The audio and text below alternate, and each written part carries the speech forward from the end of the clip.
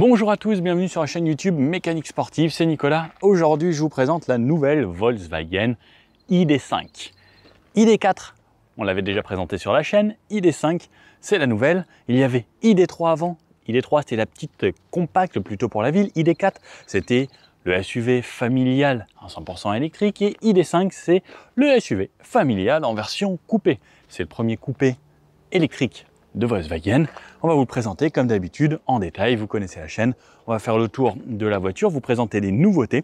Alors en gros c'est un ID.4 mais avec pas mal de petites nouvelles subtilités et surtout des mises à jour logicielles et pas mal de petites choses nouvelles également. Donc on commence par l'extérieur, je vous donne les caractéristiques, ensuite on va l'essayer sur tout type de route, de la ville, des petites routes de campagne. Par là, vous voyez c'est assez joli, et de l'autoroute. Faire tout type de trajet et voir ce que ça donne un petit peu niveau consommation. Plateforme MEB 100% électrique du groupe Volkswagen. Comme vous savez un petit peu à l'avenir, il va y avoir de plus en plus de SUV électriques ou même de voitures électriques. La loi a été votée en Europe, 2035 c'est fini les véhicules thermiques, ce sera que de l'électrique. Donc autant prendre de l'avance et commencer à s'y mettre un petit peu tout de suite. Après tout dépend bien sûr de ce que vous voulez, mais l'électrique ça présente quand même pas mal d'avantages. Cette ID.5, au niveau des caractéristiques physiques, 4,60 m de long, 1,85 m de large sur 1,61 m de haut. Un empattement de 2,77 m qui va profiter à l'habitabilité à l'intérieur, puisque les roues sont quand même pas mal écartées. Et voiture électrique égale plancher plat. Donc ça c'est aussi également un avantage, surtout pour les passagers à l'arrière. Un coffre de 549 litres qu'on va revoir à l'avant, malheureusement pas de frunk. Les copains. Allez, on y pense la prochaine fois. Une voiture qui fait entre 2100 et 2250 kg selon les versions. Au niveau des versions, il y aura plusieurs choix. On aura 3 versions. On aura soit la Pro, soit la Pro Perf, soit la GTX. Aujourd'hui, celle que je vous présente, c'est la GTX dans ce beau coloris rouge. Au niveau des performances, on aura plusieurs choix. Soit 174 chevaux sur la Pro. Donc, on aura au niveau des batteries 77 kWh à chaque fois pour toutes les versions. En France, on aura seulement la grosse batterie, ce qui n'est pas forcément un désavantage puisque tout le monde parle d'autonomie et on veut le plus. Donc 77 pour moi, ce sera l'idéal. La Pro 174 chevaux qui fera un 0 à 100 en 10 secondes 4. 160 km/h, 513 km d'autonomie. La Pro Perf, elle qui fera 204 chevaux, toujours en propulsion, qui fera elle le 0 à 100 en 8 secondes 4. Donc on gagne un petit peu en perf, on gagne un petit peu en couple et pareil au niveau de l'autonomie, toujours 513 km. La GTX, 2 moteurs, un moteur à l'arrière, un moteur à l'avant. Elle est principalement propulsion lorsque vous l'utilisez de façon normale et ensuite elle passe en 4 roues motrices à partir du moment où vous allez en avoir besoin. Vous accélérez plus fort, 4 roues motrices, ça tractionne les 2 moteurs.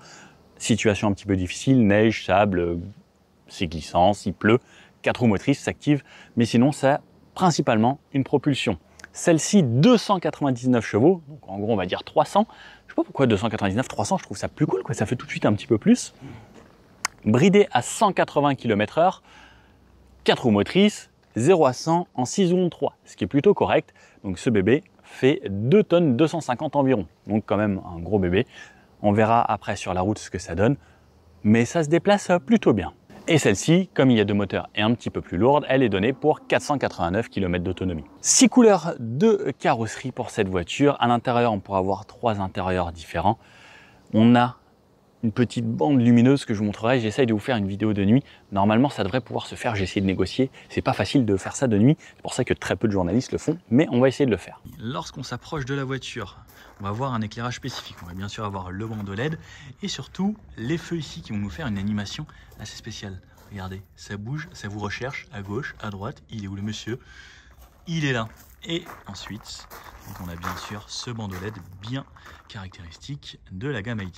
Et à l'arrière, lorsque ça s'éteint, ça ressemble à ça. Et il y a 2 cinématiques. Celle-ci,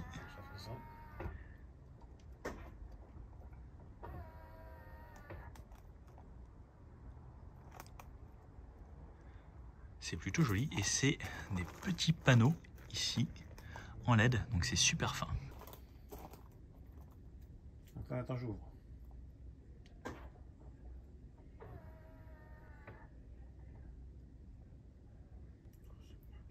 Lorsqu'on arrive à l'intérieur, l'ID Light, elle flash Et on a l'éclairage des poignées, on a le logo ID au sol ici, tous les feux qui viennent de s'allumer.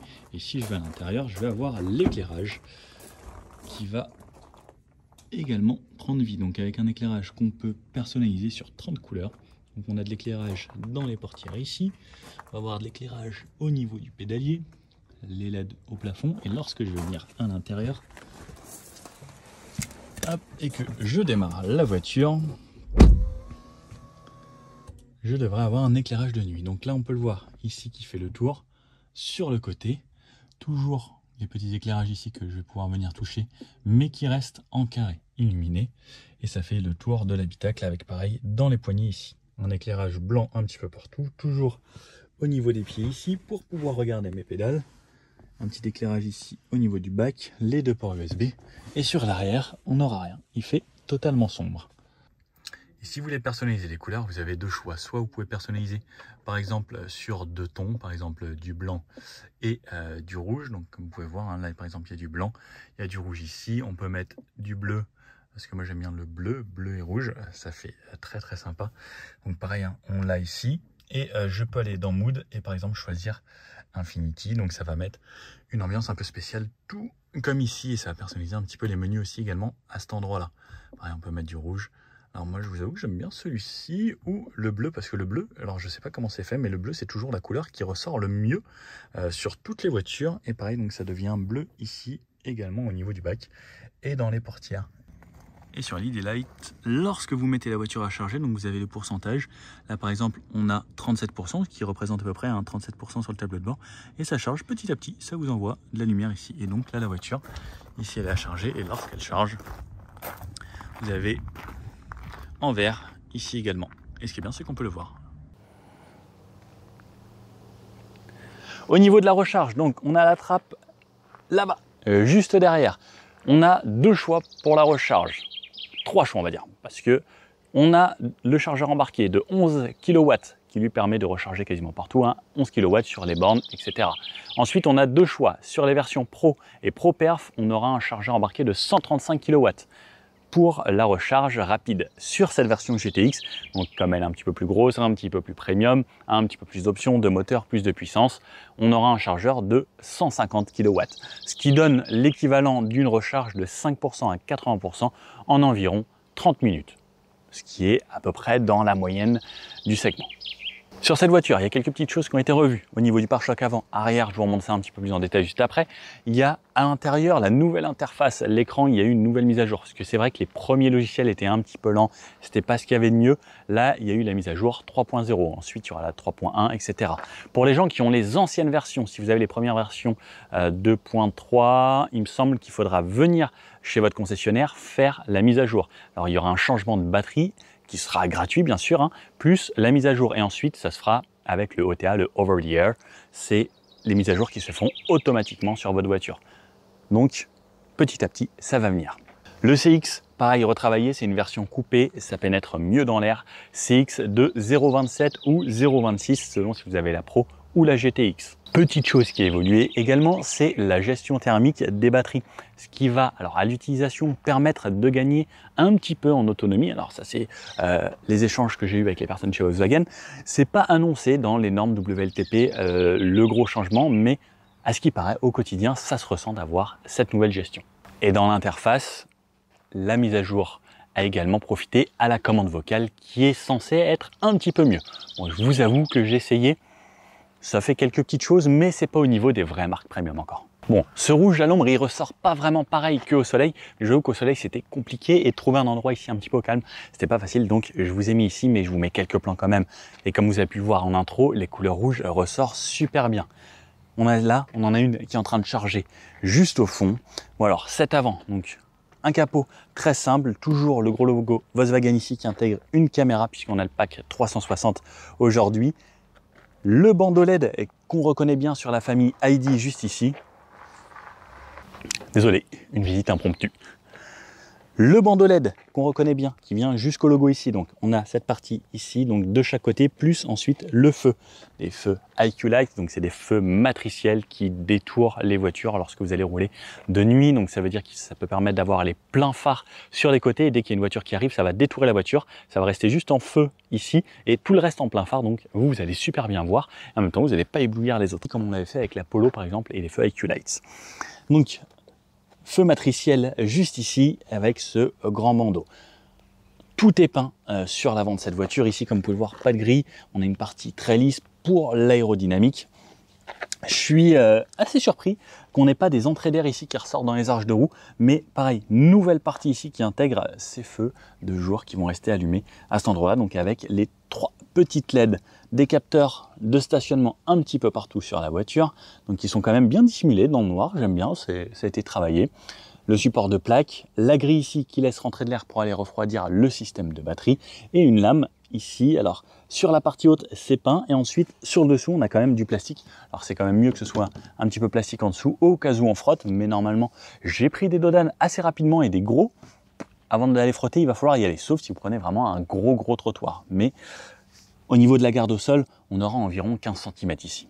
À l'avant comme je le disais, sous ce capot malheureusement pas de frunk, c'est un petit truc que j'aimerais bien.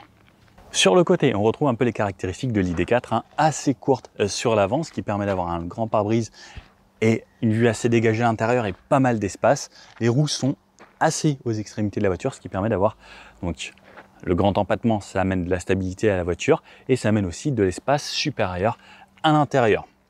Le petit badge GTX qu'on a juste ici, on retrouve les arches de roue ici, toujours en plastique pour donner ce côté SUV, mais pour faire un petit peu plus premium, ils ont quand même peint cette partie, parce que normalement, ça c'est en plastique comme sur le bas ici en noir. Et je vous avoue que ça amène quand même une touche un petit peu plus raffinée à la voiture. Des poignées qui sont fondues dans la portière, donc on glisse sa main dedans et on vient ouvrir à l'avant comme à l'arrière. Et sur l'arrière, ce côté coupé donc de l'ID5 qui va vraiment faire la différence avec l'ID4. L'ID4 est vraiment plus longue et ça retombe un petit peu comme un van. Alors je vous avoue que l'ID4 il avait quand même un côté assez particulier, il fallait aimer. Le côté ID5, voilà, c'est cette forme de coupé qui est chère en ce moment à beaucoup de gens. Alors n'hésitez pas à me dire, est-ce que vous préférez les versions vraiment typées SUV ou les versions coupées? Je vous avoue que entre ID4 et ID5, j'ai une préférence pour l'ID5 et surtout on ne perd pas en volume de coffre, donc on le verra ça juste après. Sinon, très simple, hein, on a une version biton, du noir sur le haut, du rouge ici. Là, toutes les parties en noir, surteintées sur les vitres arrière, des joints ici qui sont en caoutchouc, pas de brillant sur cette version aujourd'hui. Pareil, les rétros, donc là, avec les petites caméra 360 qui nous apportent une bonne qualité à l'intérieur, je vous en montre ça juste après. On a des jantes en 19 pouces de série et on pourra avoir des jantes en 20 pouces également, selon la version que vous choisissez ou juste en option. Au niveau des pneus, là par exemple aujourd'hui on est en 235, 50, 20. Le 20 pouces ça remplit quand même vraiment bien. Ça reste des grosses voitures, les voitures deviennent de plus en plus grosses, les jantes également. Et je vous avoue que c'est pas plus mal, parce que vous imaginez des jantes de 17 pouces sur cette grosse voiture, ça ferait vraiment riquir. Un beau plan de 3/4 arrière, en plus avec cette lumière, avouez on dirait un film. 3/4 arrière, je le trouve très joli. Ce côté plongeant de SUV coupé, ce petit spoiler ici, donc qui laisse passer l'air, très sympathique. Il est fin, plutôt bien intégré. On le voit un petit peu lorsqu'on a dans le rétro, donc on voit un petit peu en dessous, un petit peu au-dessus, mais il n'est pas vraiment dérangeant pour la visibilité. Antenne type requin là-haut, on n'a pas d'essuie-glace, alors ça c'est peut-être le côté un petit peu dommage de ne pas avoir d'essuie-glace sur une grande vitre comme ça, mais bon, ça ferait pas forcément très joli. L'arrière a été retravaillé un petit peu également, on a toujours ces feux ici, vraiment en 3D. Allez, je vous mets bien face arrière. Donc voilà, plein arrière, ce côté quand même assez mastoc, des ailes assez élargies ici pour donner de la stature à ce véhicule. Donc les feux en 3D comme je vous disais, avec les LED et l'animation qu'on va avoir. Donc ça c'est quand même très sympathique d'avoir cette animation. Logo Volkswagen ici, la caméra elle est ici. Dommage qu'elle soit pas cachée à l'intérieur du logo, ça aurait été un petit plus, et surtout pour lorsqu'il pleut, etc. GTX qui nous dit ce que c'est, sinon c'est marqué ID5 à cet endroit-là. L'arrière, surtout cette partie a été retravaillée comparé à l'ID4, c'est la version sportive qui a été reprise. Pareil, donc là on a toute une partie plastique. Alors Dommage que ce soit pas peint en noir vraiment, puisque à l'avant on a quasiment tout qui est peint. Ça aurait amené un côté un petit peu plus joli. Après, le fait que ce soit un côté plastique, bah, si les gens vous rentrent dedans, vous êtes un petit peu moins dégoûté. Le crochet ici, les capteurs de parking sur cette partie-là, les réflecteurs, sinon les feux du full LED et cette partie-là qui amène un petit peu de stature et élargit un petit peu la caisse et surtout la rend un petit peu plus viril. Au niveau du coffre, je suis content, j'ai mon haillon automatique parce que moi je suis un grand fan, je suis de plus en plus feignant et dans le coffre, hop, je vais mettre tout ça le plus loin possible. Sur le côté, j'ai une petite trousse de secours ici, donc qui va se mettre dans les bacs sur les côtés. Dans les deux côtés, j'ai des coins de rangement. Au niveau du coffre, je vous disais, on a 549 litres. Ici, 549 litres. Allez, moi je rentre quand même assez facilement, même si la plage arrière est repliée. Je me glisse ici, je pourrais rentrer sans problème. Donc ça laisse pas mal d'espace. Au pire, on peut enlever la plage arrière. Alors effectivement, on a une version coupée, mais on est quasiment au même volume que la ID4. Et ça, c'est assez bluffant. On a une petite prise allume-cigare 12 volts ici, une LED là, une LED là, des crochets pour les filets, parce que là aujourd'hui, ils nous ont mis les filets. Et en dessous, on a encore de l'espace de rangement pour pouvoir mettre ces câbles par exemple, ou plein d'accessoires supplémentaires. Si je tire encore en dessous, j'ai une partie avec les anneaux de remorquage et un petit espace de rangement encore. Le coffre est quand même assez spacieux pour un coupé. Au niveau des sièges arrière, on pourra rabattre en 2 tiers, 1 tiers, 2 tiers de ce côté-là, 1 tiers de ce côté-là, et on a la trappe à ski. À l'arrière, on a une porte qui s'ouvre assez grand et surtout avec un grand angle d'ouverture. Franchement, on doit être aux alentours des 75-80 degrés là, ce qui nous laisse une accessibilité assez belle. Hop, donc je rentre facilement. Moi je fais 1m80, le siège à l'avant, il est réglé pour moi. Et regardez l'espace que j'ai lorsque je viens rentrer à l'intérieur. Au niveau de l'habitabilité, je suis super bien, je remonte un petit peu. Et il est pas trop mal en plus cet appuie-tête, il est assez moelleux, ça c'est cool. Donc j'ai de la place pour les pieds, plancher à plat, ça fait plaisir, parce que je peux balader mes pieds n'importe où, j'ai pas de tunnel central. Et là j'ai de l'espace, j'ai ce grand toit vitré, ce grand toit panoramique qui est vraiment très beau, qui est surteinté bien sûr, avec le film UV. Ma poignée, mes LED juste ici, je touche dessus, je les allume et je les éteins, c'est sensitif. Une finition, alors on a du plastique sur la partie haute et ensuite du cuir, c'est plutôt bien fini. Dommage, petit point négatif là pour cette partie, j'aurais bien aimé un petit mousset comme l'avant. Du cuir ici en bleu avec quelques surpiqûres rouges, ma poignée, la fenêtre qui s'ouvre ici et un bac pour mettre une bouteille et des petits gâteaux. Je pense pas qu'une 1,5 litre rentrera ici.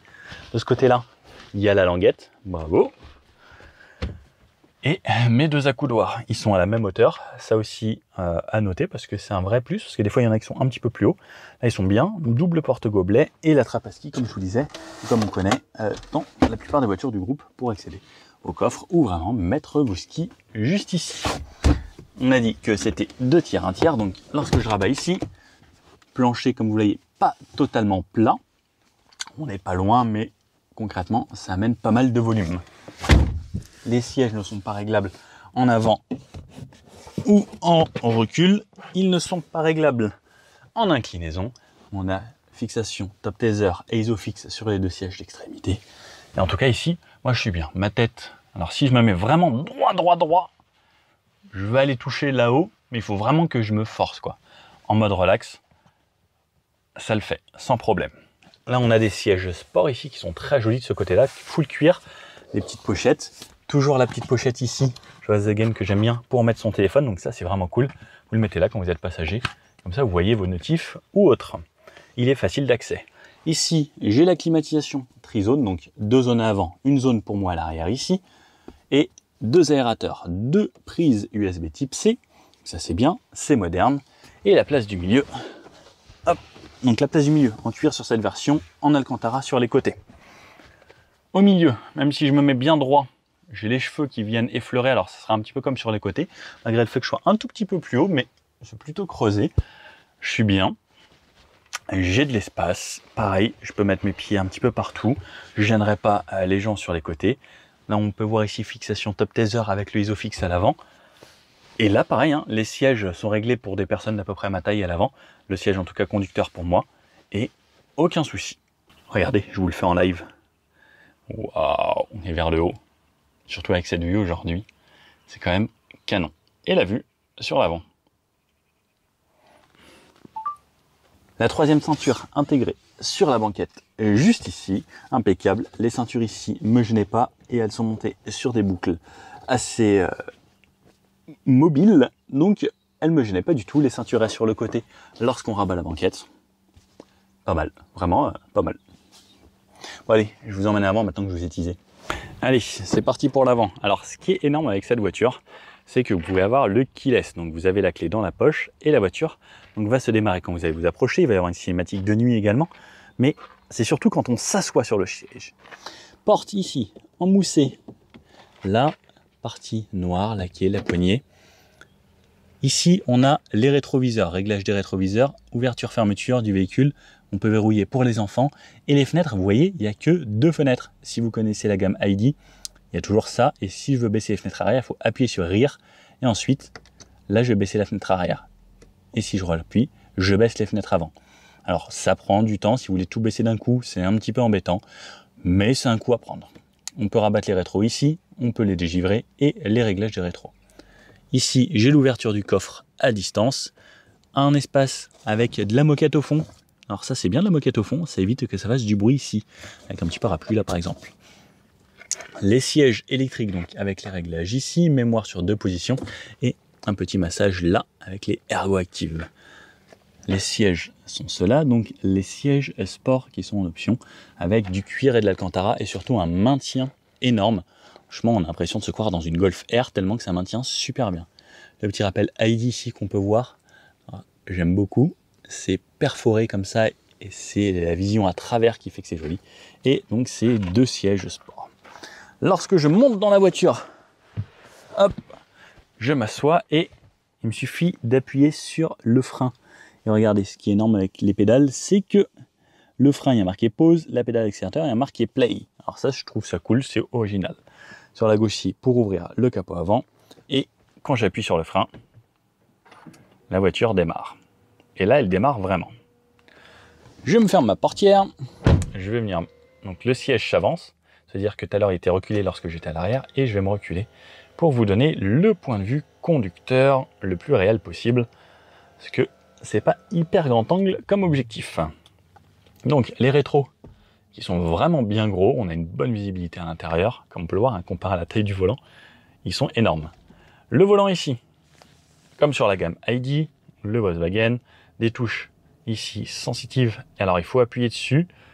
On aime, on n'aime pas, moi je suis pas hyper fan, souvent je me trompe, j'ai pas de bons réflexes dessus, même en m'y faisant, j'ai un petit peu de mal.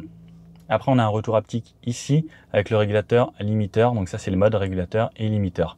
Donc je vais rester sur régulateur. On a le Travel Assist avec des nouveautés sur le Travel Assist. Donc ça, je vous en reparle pendant l'essai avec, par exemple, la voiture qui va déboîter toute seule lorsque vous allez être sur autoroute à plus de 90 km/h. Vous mettez le clignotant. Donc le clignotant confort, ça veut dire juste une petite pichenette comme ça. Et la voiture, si elle peut, elle va pouvoir doubler toute seule. Et ensuite, vous remettez le clignotant à droite et elle va le faire automatiquement également. Donc ça, c'est une petite nouveauté. Et pareil, une nouveauté, les ID5, elles vont pouvoir communiquer entre elles avec le Travel Assist et à force de rouler sur des routes et passer, repasser, et entre elles, elles vont pouvoir savoir à quoi ressemble la route, savoir les virages, les ronds-points, etc. pour pouvoir améliorer de plus en plus ce Travel Assist. Ça, c'est un truc plutôt cool. Donc, on l'allume ici, on l'éteint, Travel Assist, 7 pour mettre la vitesse à laquelle je vais, raise, plus vite, moins vite, et la distance avec le véhicule qui me précède. Sur la droite, commande vocale, en haut, donc pareil, on peut lui parler avec la commande vocale directement, un petit peu comme les téléphones avec Google ou Siri. Changer de musique, le volume et changer les views. Alors ça, chez Volkswagen ou les voitures du groupe, vous savez, on peut changer l'écran. Alors les views, c'est ça ou ça. Voilà, c'est au de choix. C'est pas énorme, mais bon, on peut avoir ça en plus grand ou en plus petit. C'est la seule chose. Donc ce petit écran, on le connaît si vous avez regardé mes vidéos ID3 ID4 et maintenant ID5. Petit écran avec toutes les infos de base. On peut avoir des infos GPS lorsqu'il est en plus petit qui s'afficheront sur cette partie. Ici, les aides à la conduite, ici votre vitesse, le pourcentage de batterie restant et l'autonomie restant. Là, je suis en parc. Si je démarre, je passe en D, ça me met d'autres informations. Alors, regardez, je ne sais pas si vous allez le voir là. Hop. Vous avez vu là-bas, il y a une bande LED qui s'affiche. Donc ça, c'est le ID Light qui va vous prévenir de pas mal d'informations. Alors, j'aime bien. C'est actif. La voiture communique un petit peu avec vous. Le gros écran ici, avec des nouveautés. Donc hop, il est un petit peu plus rapide qu'avant, donc un petit peu moins de lag. Des nouveautés, on a toujours les menus. Ici, comme on connaît, le téléphone, radio, navigation, véhicule, aide à la conduite, recharge, connecté avec votre app, les utilisateurs. Ça, c'est tonalité, l'ambiance, on peut régler les lumières. Donc là, vous pouvez régler, pareil, ça, la luminosité. Si vous voulez, pour l'intérieur, moi j'aime bien tout mettre à fond. Je veux tout mettre à fond. Tout mettre à fond. Et là par exemple, donc, alors je sais pas si vous voyez bien, mais c'est censé être en bleu. Alors je vais mettre bleu parce que moi j'aime bien le bleu comme ça. Et on a le choix de 30 couleurs. Les App Connect, etc. Luminosité, climatisation, recharge, boutique, information. Donc ça on connaît, mais cette fois-ci un peu plus rapide. Des raccourcis sur le haut. Couper l'audio, aller à la maison par exemple, vous avez des raccourcis. Le auto hold, ça c'est pour lorsqu'on conduit. Très bien qu'il y ait la touche ici facilement. Je peux mettre mode sombre. Mode clair, ça réveille vraiment bien. Mode sombre, c'est plus cool. On peut régler la luminosité ici également. Et on a des raccourcis un petit peu partout. Les sièges chauffants ici. Donc si je veux me chauffer, ça m'amène dans mon menu clim. Hop, je peux me mettre 3 positions pour moi à gauche, à droite. J'ai le volant chauffant. Le menu clim qui est ici. Donc le menu clim, alors moi ce qui m'embête, c'est qu'il faut forcément rentrer dans le menu pour pouvoir régler la vitesse de ventilation. Ça, je vous avoue que ça m'embête et que ce soit pas ici. Alors ça, c'est toujours le même bloc qu'on a sur quasiment toutes les voitures du groupe maintenant, avec plus froid, plus chaud. Alors, pourquoi pas, mais le sensitif, je suis pas fan, tout comme le volume ici. Là, je suis pas hyper fan parce que quand on est sur une route qui bouge un peu, on fait pas exactement ce qu'on souhaite. On peut revenir ici en arrière et les températures. Bison ici, j'ai le parking là. Alors, vous allez voir tout à l'heure, je vous montre également un truc qui est nouveau sur le Park Assist. Le Park Assist, la voiture se gare toute seule dans une zone de 50 mètres. Elle va se rappeler avec les points GPS. Dans ma base, je me mets en D. Et là, je roule tout ce qu'il y a de plus normal. Hein, je tiens le volant, j'accélère. Donc on va se mettre à gauche et après on fait un coup de marche arrière. Je sais pas comme vous voulez. Hein. Je vais faire ça. Comme tu le sens. Faut un truc varié, peu importe. Je peux tourner là. Trucs, ouais, je peux tourner là. C'était compliqué. Ouais. Est-ce que ça vous va? Est-ce que tu peux faire un truc encore un petit peu plus compliqué où tu mets l'avant vers là-bas? Bah, on va faire des manœuvres, hein. Mais je sais pas, je vais pas encore essayer celle-là. Vous allez me planter, comme ça, moi c'est bien. Parce qu'il faut pas qu'il y ait d'obstacle. Là et vers l'avant et tu reviens vers l'avant, tout droit. On fait. Et... Oui, là, tout droit là, juste en face là, comme non, ça. Bien, ici. comme ça. Ah ouais. Complet.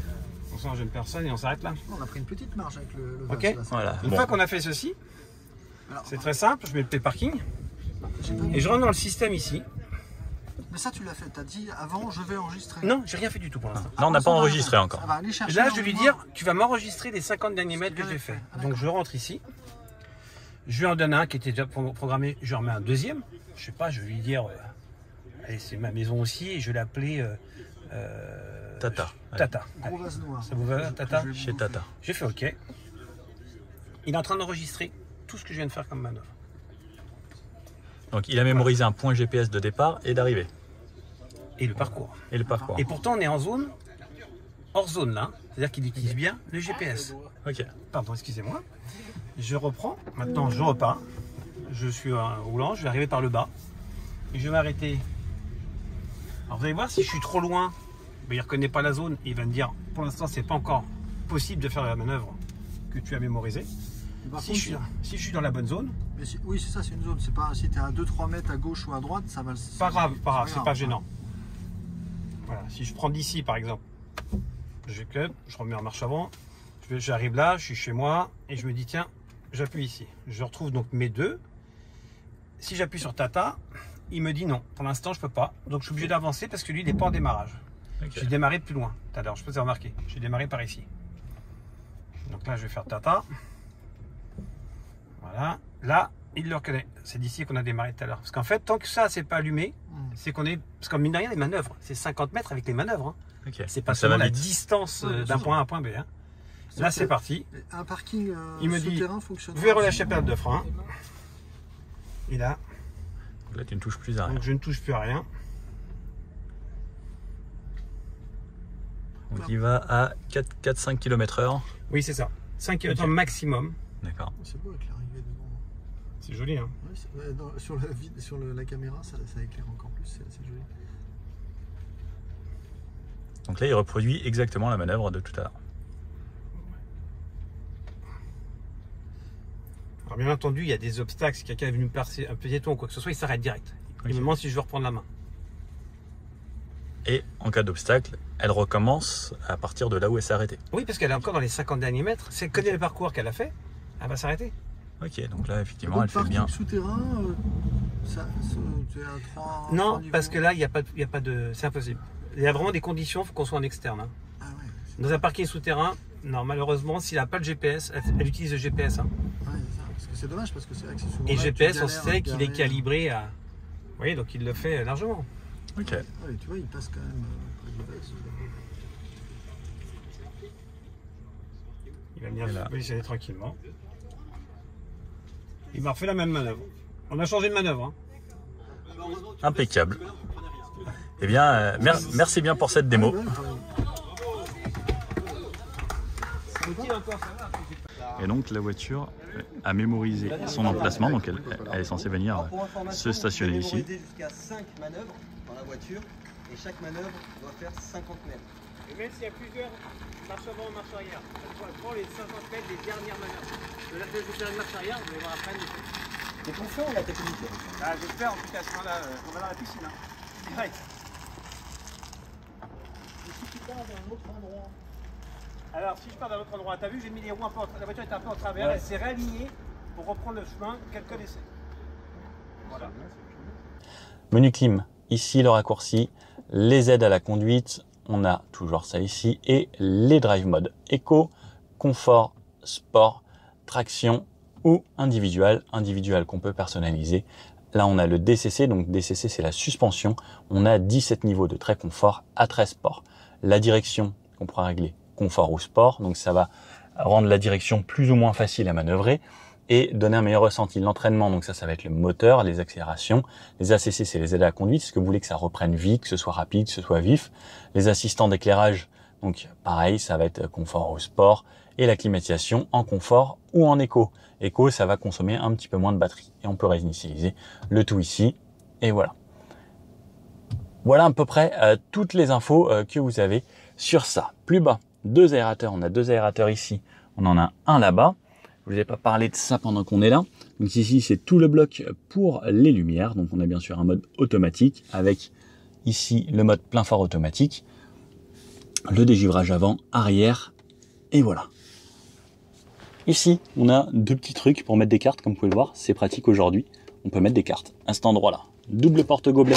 On peut mettre des bouteilles. Hop, comme vous pouvez le voir ici. À cet endroit-là, on a un grand bac de rangement. On peut bien sûr le fermer. C'est beaucoup plus sobre. Un endroit ici où il y a de l'espace, où on a le chargeur par induction pour votre téléphone. Vous pouvez mettre ça. Là, on a la clé. La clé ressemble à ça. Clé Volkswagen. Très simple, de base. Double port USB ici. USB type C. Donc hop. Là, il y a une clé pour la musique et un raccord si vous voulez par exemple prendre un USB normal. Vous pouvez avoir un petit raccord comme ça. Ensuite, on a encore des endroits un petit peu porte-gobelet à cet endroit-là avec des séparations. J'adore Volkswagen, chaque fois il nous met des petits bonbons. Je viens à ces opérations juste pour ça. Non, je déconne. Et pas mal d'espace. Et ensuite, on peut refermer. J'avoue que j'aime bien quand c'est fermé, c'est beaucoup plus joli. Partie laquée ici. Comme vous pouvez le voir, pas de sélecteur de vitesse. Sélecteur de vitesse, si vous connaissez les ID, c'est ici. Parking, j'appuie vers l'avant. Drive, je tire vers moi. Reculer. Là, vous voyez la caméra. Donc, c'est un écran qui est quand même assez grand. On voit la caméra arrière et caméra 360 ici. On peut avoir pas mal de vues comme ça. Par exemple, là, sur la partie arrière, juste ici, ou avec un radar, ou de cette façon, ou revenir à la version principale. Sur le côté droit, Ici, c'est les essuie-glaces avec bien sûr un mode automatique également. Je repasse en parking.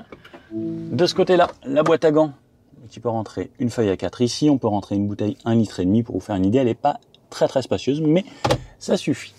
Partie laquée qui fait tout le tour ici. Là-haut, on a ce bleu, comme vous pouvez le voir, donc qui est différent du noir. Alors une teinte bleue assez foncée, un peu pétrole. On retrouve ça ici, là et à l'arrière également un petit peu.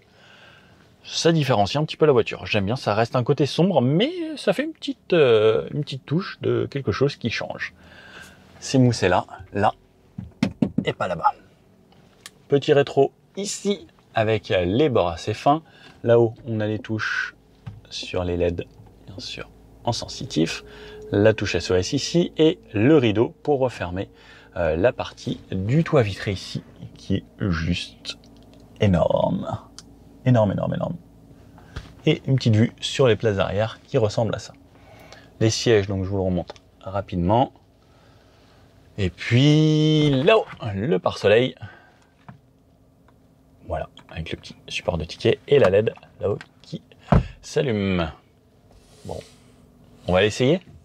C'est parti, on va tester cette nouvelle ID5 et voir ce que ça donne et est-ce que c'est aussi bien que la ID4. Bon allez, c'est parti avec cette nouvelle Volkswagen ID.5 GTX. GTX, donc comme je vous disais, 4 roues motrices, toute la puissance, 299 chevaux. Allez, je vais bien me repositionner, hop. Donc on voit la caméra de recul ici qui s'affiche, on a une caméra plutôt HD qui bouge lorsque je tourne le volant. Quand je suis en butée sur la fin, elle vient tourner un petit peu, s'orienter. C'est plutôt cool. Alors, je ne sais pas si vous arrivez à bien voir ici. Caméra 360, on a une qualité franchement correcte. Allez. Il fait vraiment très chaud. Je vais mettre même un petit peu plus frais ici et mettre ça sur moi surtout parce que j'ai chaud.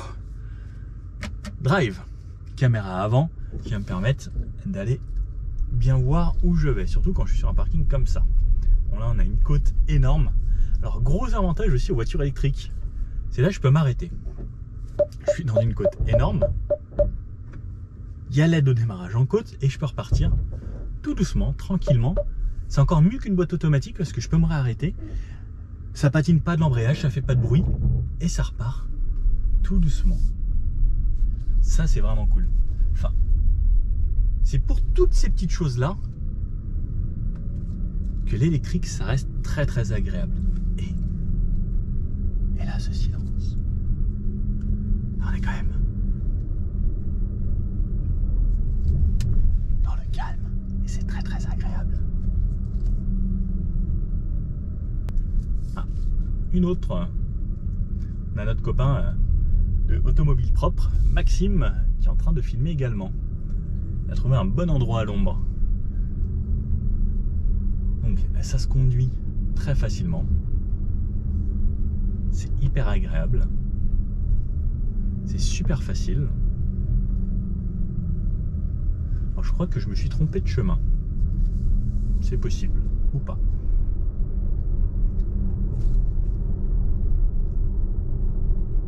Vous entendez ce silence?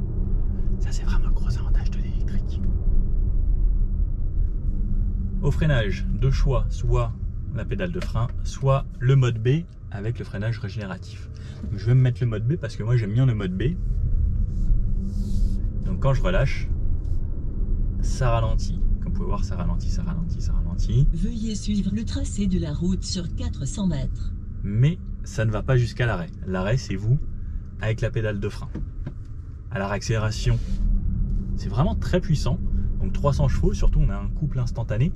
Le couple instantané, on va dire, c'est le plus important sur l'électrique. Parce que c'est ça qui fait que ça va relancer très vite. Là, on est sur des petites zones. Il y a quelques petits virages. Alors, comme vous pouvez le voir, la voiture prend quasiment aucun roulis. Donc là, on a le DCC, la suspension qui s'adapte sur 17 niveaux. Ça, c'est quand même assez impressionnant. Et ça amène un confort assez exceptionnel à cette voiture. Quand j'avais essayé l'ID4, j'avais été bluffé. Mais quand je vous dis bluffé, c'était vraiment bluffé par le confort de la voiture. On était passé par des routes vers Dieppe, mais des endroits où je voyais des 4x4, des gros Mitsubishi, qui ralentissait. Et moi, avec mon ID4, je ralentissais pas et c'était d'un confort. Pourtant, on avait des jantes de 20 pouces. C'était tout juste hallucinant. Allez, je tourne ici et regardez l'accélération. J'ai à 80. C'est assez bluffant. Pour ce genre de voiture, pour une familiale, on se dit pas que ça va accélérer aussi fort. Et là, les enfants, vous savez, il y a toujours la petite expression « Allez, papa, appuie sur le champignon ». Je vous avoue que là, quand on appuie sur le champignon, ça champignonne. Hein. Regardez, là, il n'y a personne derrière. Je m'arrête, on va se faire un petit 0 à 100. Allez, c'est parti. Ça marche quand même pas mal, hein. 93, 100. Ouais, ça marche bien. Hein. Franchement, ça accélère correctement. En 300 chevaux. Après, on a 2 tonnes 2 sur cette voiture. Effectivement, c'est pas tout léger. Mais quand on a la puissance, même là, je suis à 100. 110, 115, 120, 130. C'est assez bluffant. Allez, on se fait tout de suite le bout à 130. On va faire l'inverse de d'habitude. Donc hop, là je me mets mes ACC, commande activée, hop, travel assist, sélectionné. Je lui dis 130. Alors, travel assist, la voiture va conduire toute seule, sans les mains, sans les pieds. Là on est à 130. Un petit peu de bruit de roulement. Aucun bruit moteur, hein, bien sûr, vous en doutez, puisque un moteur électrique. Légèrement du bruit du vent. Ça reste vraiment très léger. Et c'est agréable. Alors là, ça me détecte le camion devant. Main sur le volant. Je touche le clignotant dans mon affichage ici. En réalité augmentée, j'ai une flèche qui vient se mettre sur le côté. Et ça, c'est la nouveauté de ce nouveau système. Donc on va voir l'aide au dépassement. Donc, quand vous allez arriver avec une voiture en face, elle va vous proposer de dépasser avec une petite flèche ici. Et là par exemple, si je veux le faire sur la droite, je le fais, je garde la main sur le volant. Mais en gros, c'est elle qui décide. Elle vient se remettre dans cette voie et elle ne va pas dépasser. Il suffit juste que je garde une main sur le volant. Donc cette option de dépassement de cette façon, ça va être à partir de 90 km/h. Donc ça, pour l'autoroute et pour les longs trajets, ce serait quand même un vrai plus. Alors oui, on peut quand même le faire soi-même, mais quand on a beaucoup de routes à faire, qu'on fait souvent des dépassements, qu'on retourne souvent sur la voie de droite, puisque c'est là où on doit rouler en temps normal, ben c'est plutôt pratique. Alors là, je suis retourné sur des petites routes. Ce que je fais, reste ici, ça me réactive mon travel assist. J'ai des petites bandes ici, ça me dit que je suis un véhicule devant. La voiture connaît. Là, on est à 55. Alors ça se traîne vraiment devant avec le camion. On a juste un petit peu de bruit roulement à 50-60. Très léger, sinon c'est bien sonorisé par rapport aux voitures qui est à l'extérieur et autres. C'est très silencieux. La suspension filtre bien, on a plusieurs réglages. On aura plusieurs modes hein, dans les drive modes ici. Donc j'aurai le mode éco, le mode confort, le mode sport, le mode traction pour la montagne qui va plus activer les 4 roues motrices, puisqu'on a une version 4 roues motrices, ou le individuel que je vais pouvoir personnaliser sur la réponse moteur, le volant, etc. Je pense que le mode confort sera vraiment lui le meilleur compromis. Et ensuite il y a le mode sport qui rend la direction totalement différente, qui rend la voiture aussi un petit peu plus ferme, et à l'accélération, qui donnera un petit peu plus de répondant aussi à l'accélération. Les ACC, donc ça veut dire les aides à la conduite, elles aussi vont être en mode sport, c'est-à-dire que quand la voiture de devant elle va accélérer un peu plus vite, bah là elle va relancer aussi un petit peu plus vite. Sinon, comme vous voyez, hein, ça fait vraiment bien son job. On doit laisser les mains sur le volant, ça c'est obligatoire dans la loi. Et en plus on a un volant capacitif. Donc le volant capacitif, ça veut dire que vous avez juste à toucher le volant ici, alors avec un petit peu de pression. Un instant, s'il vous plaît. Alors non, je n'avais pas activé ça. Je ne veux pas. Non. Il existe des volants où on doit appliquer une certaine force, et là c'est juste une pression sur la jante de volant. Là, les ACC, elle sait qu'il y a un rond-point. Regardez, hein, je touche à rien, ni mes pieds, ni mes mains. Alors, à la fin, il va falloir toucher ici, quand même là, pour pouvoir prendre le rond-point. Ça ne sait pas encore les prendre tout seul, mais dans le rond-point, elle adapte la vitesse. Et ensuite, regardez, hein, je n'ai toujours pas touché à mes pieds. Elle sort du rond-point automatiquement et elle réaccélère. elle lit les panneaux, donc elle sait que c'est 70 ici. J'ai activé toutes les aides, donc un stress en moins. Quand c'est 80, elle va à 80, 70, 70, 90. C'est beau quand même d'avoir toutes ces assistances. Et surtout pour le permis. Alors il faut quand même faire attention parce qu'en France on a quand même beaucoup de panneaux qui changent. Mais là à 70 sur un goudron tout propre, c'est hyper agréable. Là elle me dit 50 devant, donc elle sait qu'on va arriver en ville. Effectivement, on arrive en ville. Et elle va se mettre à 50 automatiquement. Elle ralentit pour que au panneau pile poil, pile poil, véridique, au rétro j'étais à 50.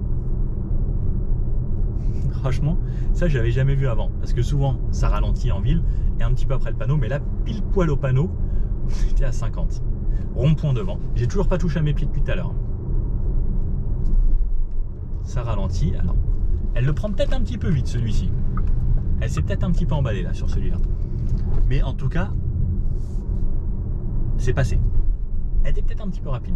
Donc après, on peut quand même reprendre la main. Le but, quand on conduit, c'est de conduire un minimum. Mais toutes ces aides, on voit que ça marche pas mal. Un dodan.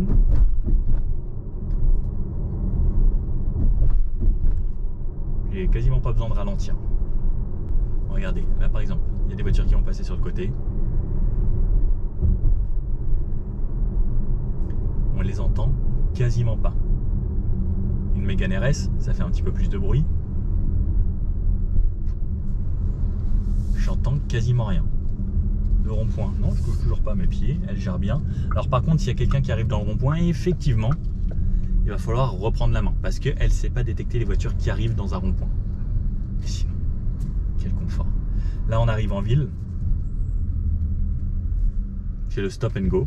Ça veut dire que la voiture va aller jusqu'à l'arrêt complet et redémarrer dans les bouchons. Ça, pareil, quand vous faites de la ville.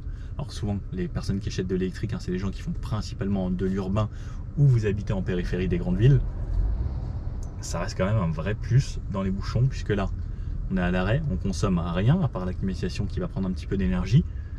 Pas de vibration, pas de bruit, mais dans une zone bien insonorisée. Ouvre le store. Donc on a des nouvelles commandes et là ça m'ouvre le store. Alors je vous avoue que je ne vais pas le laisser ouvert longtemps parce qu'avec le soleil qu'il y a aujourd'hui, je suis en train de cuire, il fait 33,5.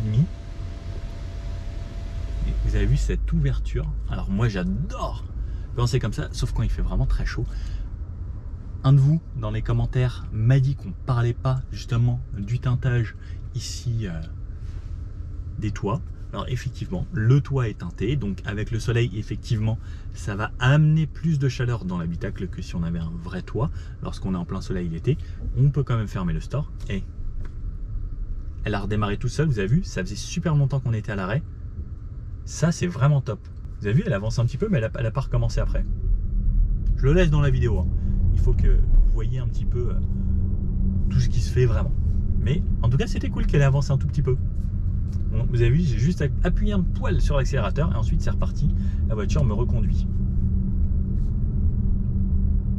Donc je disais, il y en a un de vous qui m'a parlé du toit, donc forcément c'est teinté un minimum. Il y a un filtre UV pour ne pas que vous cramiez lorsque vous êtes dans la voiture et surteintage pour éviter que toute la chaleur pénètre quand même. Après, le toit est très chaud, donc c'est du verre. Ça chauffe forcément avec le soleil. Je ne sais pas si vous pouvez les voir. Regardez, je vous retourne. Ça fait du bruit, hein, toutes ces machines. Même celle-là, elle est démarrée.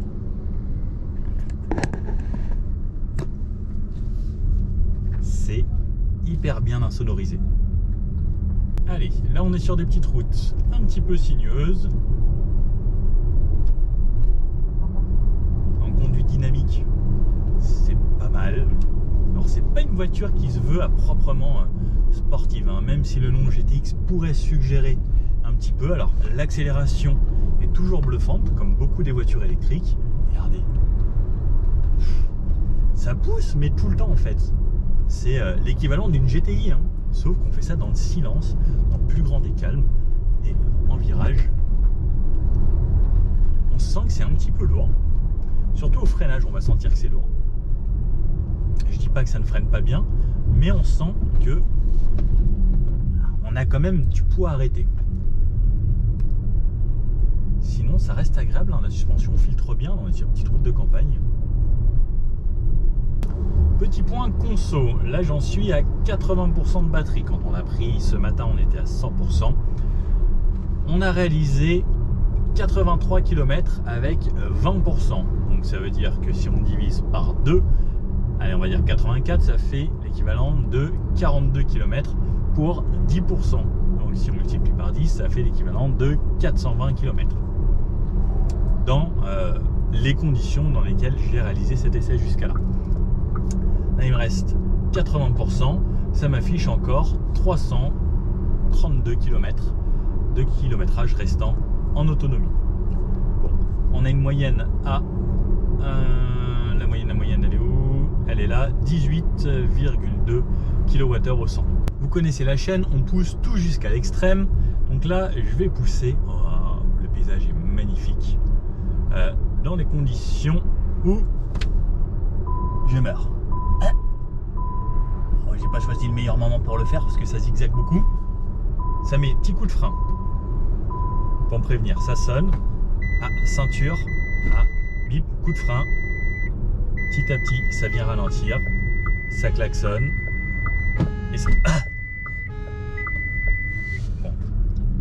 Donc la voiture va jusqu'à l'arrêt. Et par contre, ça y est, elle m'a relâché. Bon, il y a des gens qui commencent à arriver derrière. Donc, ça klaxonne. Warning. Coup de frein. Tirage de ceinture. Deuxième tirage de ceinture. Il vous tire vraiment bien. Si vous endormez, ça va vous réveiller. C'est sûr et certain.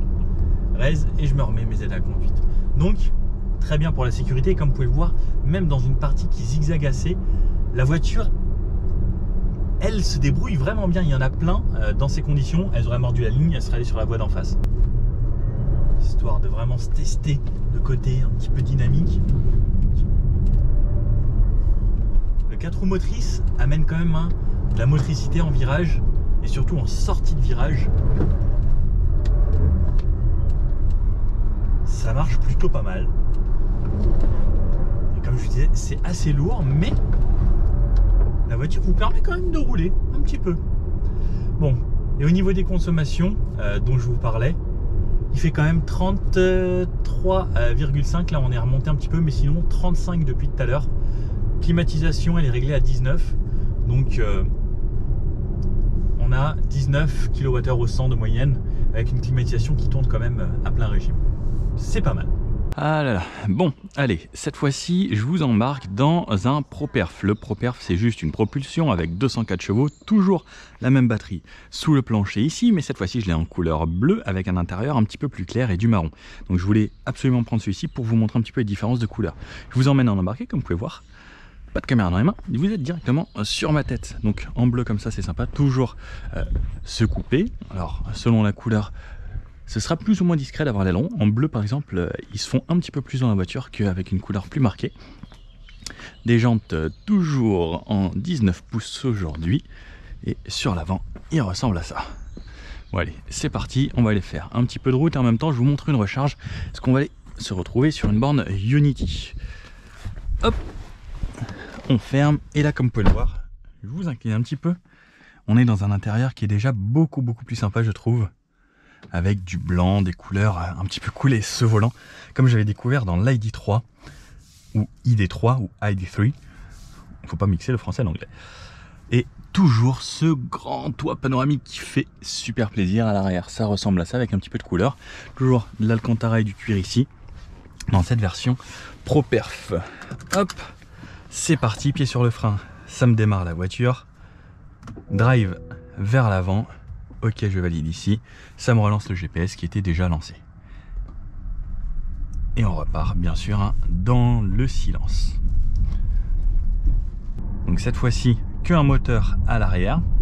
Alors, je vous avoue, je pense pas qu'on ressent énormément la différence. En tout cas, au premier feeling comme ça, moi, je sens pas la diff. Par contre, on va se tester une grosse accélération. Alors, par exemple, je vais me mettre un mode sport. Donc ici, on a moins de modes, pas comme celui qui était en GTX, parce que le mode GTX avait une option spéciale, puisque c'était un 4 roues motrices. Donc il avait le mode traction. Regardez, cette allée est tellement belle. je trouve ça sublime. Avec des armes comme ça, c'est extraordinaire. Bon, au niveau de l'accélération, ça marche toujours, c'est toujours assez instantané. Et l'accélération, vraiment, ça vous emmène, mais super facilement. Là, on a 204 chevaux, donc 100 chevaux environ de moins que la version 4 roues motrices. Clairement, il n'y a pas besoin de la 4 roues motrices avec 300 chevaux. Et ça, c'est, je pense, le modèle qui va être le plus vendu en pro perf comme ça. Niveau autonomie, là, il me reste 99%. Ça m'affiche 410 km d'autonomie. Donc la voiture s'est adaptée aux gens qui conduisaient avec depuis qu'elle roule. Donc 400 km, c'est quelque chose que vous allez pouvoir réaliser souvent quand ça vous l'affiche. C'est que c'est réalisable dans les conditions dans lesquelles vous avez roulé précédemment. Bon, on est au péage. Je vais vous faire un petit 0 à 100. Vous êtes prêts? Allez, go! 50, 60, 70, 80, 90 et 100. Donc 204 chevaux, c'est quand même pas mal. Putain, très sympa cette petite Porsche GT4. Ça, c'est mignon. Bon alors, cette ID5 GTX qu'on a essayé aujourd'hui et cette ID5 en général, qu'est-ce qu'on peut en penser? Ça reste une voiture sur la base de la ID4 qu'on avait essayé. Moi, j'avais bien aimé le confort, c'était spacieux, il y a de l'espace, plateforme électrique. Le côté électrique, alors on n'aime pas encore, mais si vous vous intéressez à l'électrique, essayez. Vraiment, si vous n'avez pas encore essayé, ceux qui connaissent, je pense que vous êtes convaincus. Au niveau de l'autonomie, c'était plutôt correct. Là, j'ai fait quasiment 200 km avec 45% du plein, en ayant fait des routes un petit peu montagneuses, des accélérations, de l'autoroute, un petit peu un mix. J'étais aux environs de 18 kWh au 100 km, ce qui est plutôt correct pour un bébé de 2 tonnes 2. Après, tout dépend de ce que vous allez faire. Effectivement, lorsqu'on va faire des très longs trajets, l'autonomie va forcément réduire. On sera un petit peu moins de 300 km lorsqu'on sera en 100% autoroute. Après, maintenant, il commence à y avoir de plus en plus de stations et ça va se développer, j'espère, beaucoup plus vite. Mais petit à petit, voilà, vous pouvez quand même traverser l'Europe actuellement. Il y a des forfaits spéciaux lorsque vous réservez votre voiture et que vous l'achetez avec l'abonnement Unity. Vous avez des tarifs préférentiels de la part de Volkswagen lorsque vous allez sur les bornes. Au niveau du tarif de cette voiture, à partir de 52 000 € pour la première version, pour la version Pro. Ensuite, il y a la version Perf aux alentours de 54 000 et cette version GTX à partir de 59 250 €. À ce tarif, vous pourrez rajouter quelques petites options. Mais au final, une voiture bien optionnée, comme on essaie aujourd'hui, ça en fait une très bonne voiture. Ce que j'ai bien aimé, c'est que c'est super bien insonorisé. La suspension est top puisqu'on a le DCC avec la suspension pilotée. Pour moi, je pense, si vous avez les moyens, n'hésitez pas à prendre la suspension pilotée parce qu'au niveau du confort, ça change radicalement une auto. Comparé à des suspensions de base avec juste des ressorts et des amortisseurs, eh ben, c'est vraiment différent et le confort que ça offre, c'est juste bluffant. Ça évite à la voiture de prendre beaucoup trop de roulis puisque comme c'est piloté un petit peu électriquement, la voiture reste ferme et en virage, vous pouvez l'emmener un petit peu. Niveau sportif, on a quand même 300 chevaux, donc au niveau des accélérations, on a de très bonnes relances. Par contre, en virage, ça tient bien la route, mais on sent que c'est quand même assez lourd et pareil au freinage, on sentirait que c'est une voiture lourde. Par contre, en dynamique, juste en dynamique simple, sans trop pousser, c'est une bonne voiture qui tient bien la route et qui est agréable à conduire. On a plusieurs modes, sport, confort, éco comme d'habitude. L'avantage de celle-ci en GTX, c'est qu'on a les 4 roues motrices. Si vous voulez une version plus simple, ce sera une simple propulsion. Bon, après, à vous de choisir ce que vous préférez. Bon, j'espère que vous avez bien aimé cette vidéo. Si oui, n'hésitez pas à mettre un petit pouce bleu comme ça, à vous abonner à la chaîne si vous avez des questions dans les commentaires juste en bas. Et puis je vous dis à bientôt pour un prochain essai. Ciao!